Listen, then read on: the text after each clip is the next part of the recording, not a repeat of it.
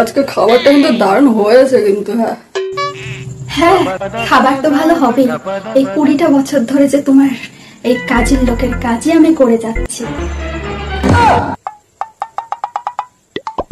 বলছি একটু চুপ থাকো। হ্যাঁ একটু ইম্পর্টেন্ট কল আছে। হ্যাঁ 20টা বছর ধরে তো চুপ করেই আছি, তোমরা বলার সুযোগই কোথায় দিলা?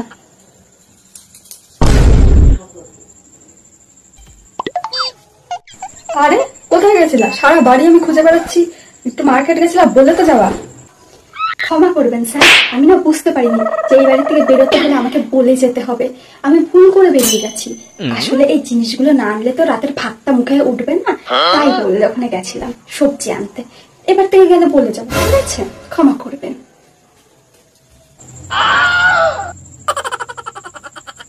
আরে হাতের কাছে জল টাকানো থাকে না।